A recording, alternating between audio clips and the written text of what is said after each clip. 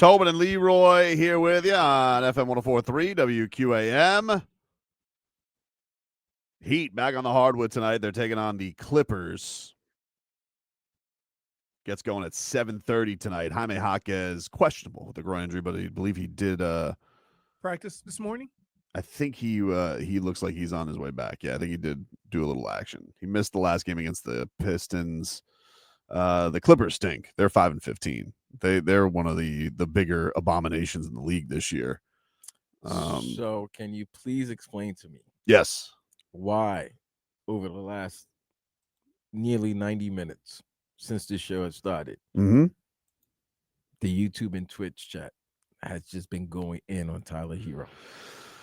Well, I would imagine it's because they lost on Saturday night in a game that was really good. I mean, the Pistons are a really good team. Yeah. But they the final score was 138-135. And the Heat had a furious comeback in the fourth quarter that was mostly sparked by defense from Andrew Wiggins, and I mean Davion Mitchell's just the best. A menace. I love him. Menace. He's just an absolute monster. Yep. And the game before that, where they were winning, it was like you didn't have a great game from Powell or Wiggins, who had come back. And so you were like, yeah, was this the flying high offense that we all got used to, or is it starting to get bogged down a little bit? And then the game before that was against the Mavericks. He, by the way, did advance in the NBA Cup. I mean, that, by the way, Friday night. Yep. Some great NBA Cup action. I was Fast and Furious, wasn't it? Oh my God. That Detroit Orlando game. That's why I thought Miami should have won that game on Saturday. That Detroit Orlando game was a tough physical game. Well, that is part of the reason you're never going to be disappointed losing to a team that's as good as the Pistons. But the Pistons, first of all, the Pistons have been very good against Miami. They won all the games last year. Cade Cunningham has been good against Miami. When Detroit stunk, he was good against Miami. But I guess the big answer is yes, please, that people feel like he has been a vibes killer. Tyler? Unfairly. I'm just saying this is what people feel like. That the offense hasn't been as fun because they scored 106 the last two games, even though they won those games. And then this past game, they lost. And it took a while for the team to really get going. And he had a really weird game because he couldn't make a two. It was weird. All of the shots that he made were threes. It was very strange. He was 6 of 17. I think it was 6 of 11 from downtown. Very strange game for him. Very, very weird. And it has looked a little clunky, I guess, with him and Norm Powell. But I think the thing that is the most frustrating about it is the defense at the end. Is people look at Tyler Herro and they think of bullseye, and they're trying to pick on him defensively. I think that might be a bigger issue because the other thing is the guards are playing. Davion Mitchell's playing like a monster. Pelle Larsson is just bringing nothing but effort and energy. And then the other thing is you can't play Khalil Ware to close the game because you got 3 guards out there, Wiggins at the 4 and Bam at the 5. And you're just thinking to yourself, is this the most prudent thing to do? So, yes, people don't really have a lot of patience for it. They that's where we're at right now, Vlad. Wait a minute. Now let me be a geek. Mm-hmm. I'm looking at their plus minus. Mm-hmm. Out of the starters, we know who's the worst. Wiggins was plus 12. Yep. Bam was plus 14. Norman was plus 15. Davion was plus 15. Tyler was minus 18. You know why? Because soon as he get in the game, they put him in a blender. He was tied with Drew Smith. So for all you Drew Smith lovers, Drew right. Smith and if you want to talk about plus minus. Oh, your boy. Man. Your boy. They are ripping your boy as well. Who? Khalil? No, Nico. Nico? They are killing Nico. So Nico and Tyler are... Well, Nico's barely playing. So here's the thing that was disappointing about Nico, right? Nico played 10 minutes, Leroy. Look at me. 10 minutes. Mm-hmm. 5 turnovers. Okay, but that's why he only played 10 minutes. He had a pass in this game to no one. Do you remember? I saw Do you that. remember the Terry Rozier pass in Cleveland where he Yeah. passed it into the middle of the court and Donovan Mitchell stole it and just hit a three, and everybody was like that's it's the meme video that everybody's like, yeah, of course this guy is being investigated by the FBI. Look at him play basketball. Mm-hmm. You remember that pass? Yeah. This might have been worse. This pass that he had might have been worse. And yeah, I don't know what to do with him right now. He's broken. Like he's mentally broken right now. He's just not. I said Dunks was plus 17 the other night. Dunks was killing us. Yeah. Dunks was killing 14. us. 3 for 9 from three. Dunks was feeding us threes.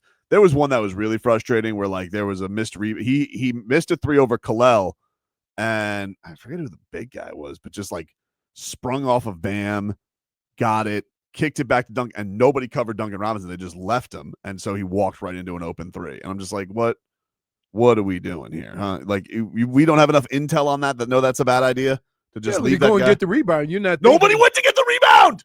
It was only the Pistons.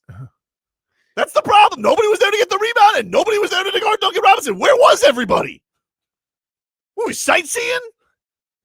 That was the exact issue. No one went to rebound, and nobody guarded Dunks. Everybody had the turkey leftovers. Where is everybody? Leftover ham sandwich. Duncan Robinson's out here just having open run on their ass. They did give him a video tribute, which was very nice. And then he decided, very cool, I'm going to go bully you guys. He was locking up Nico. Locking him up. I mean, but clamping him. Usually, and correct me if I'm wrong, usually a guy who doesn't play defense sometimes gets locked up because he doesn't understand how to break a defense. Now that's a little different with Tyler because he got the baby, he got the little fade or the little the baby hook, the baby float, baby float, right? And so that kind of he's always going to get an open shot with that. But dude,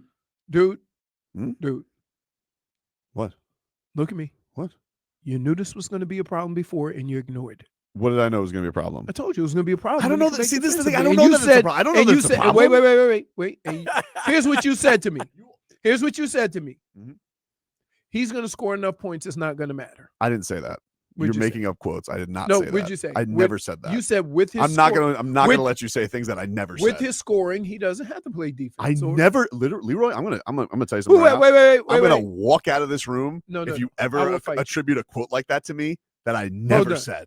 Hold on. I never said. Let me that. get it. It might not have been you, but here's what we heard. Was it he's so good offensively, and every guy who's that good offensively doesn't play defense anyway.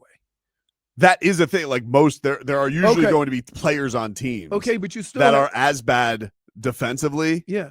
that you're gonna have to deal that like you're gonna have to have some give on the defense. How about that's too much? But Too much give. the thing is like if you have an option now in Norm Powell, who, I mean, was averaging over 25, was averaging more than anybody in the Heat in 10 years.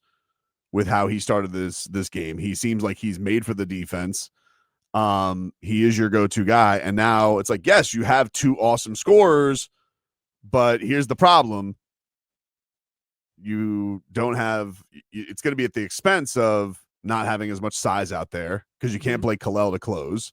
Right. And I really think that what people are frustrated by is we were talking about this last week. What did we talk about coming off the road trip? That we look like Kalel Ware is making the leap, like he's playing special Right. minutes. Right. And now the problem is, well, if you have Tyler, Norm, Davion, Wiggins, and Bam out there, well, you can't play with six guys. So who are you going to bench to play Kalel Ware?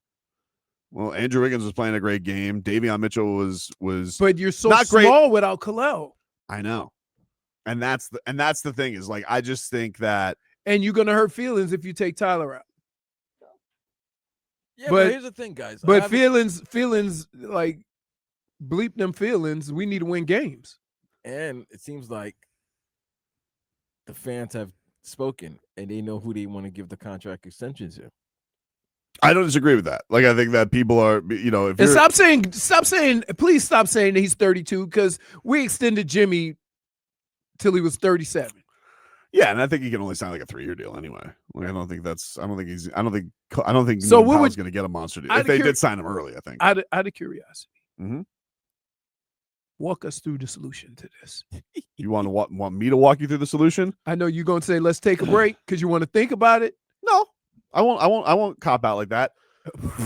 I won't do that. What are you talking about? No, it's not, because he got game bums and game balls to give out next segment. That's true. You do have to do that. Okay, You so do have to do that. come on with it. What is the solution? The solution is that I think, for me, Your opinion. that it's probably going to come at the expense of, if I had to guess, it's going to come at the expense of Davion Mitchell, because I think eventually you're going to have the size. But you're gonna. But But he's one of the few people on your team that, when it comes to size, it has nothing to do with his ability to be a menace on defense. Yeah. So how do you go about that? I don't know, because it kills me, because I love watching him play basketball. But I'm just looking at, I don't think any of the other veterans are going to get benched. Okay. And so my guess is, if it's going to come at the expense of somebody, it's going to be him. And then are you trying to win? But eventually, At the end of the game. what do I think is going to happen? Yeah. I think here's what the Heat got to do. The Heat are going to have to come to a point where, if it's not Tyler Herro, they're going to either have to trade one of the two guys by the middle of this year to figure this out. It's either going to be Tyler or Andrew. Those are going to be your choices. Oh man, I don't want to get rid of Wiggins. That's going to be that's Because what that's that what I length. think it's ultimately going to That's come that down length to. you need on both sides of the ball. That's what I think it's ultimately that gonna you come down don't to. have. He's your best two-way player. Hey, I'm just telling you. Wait. Because especially if you're going to be in a position. As a fan, I'm a big fan. If you're looking at that situation and said, we traded Wiggins to keep Tyler Herro, as a fan, are you going to be a little upset about that when you know what this team is with both of those players? Depends if you got like a really good return for him because of the way he's playing right now. But yeah, I ultimately understand what you're saying. Saying.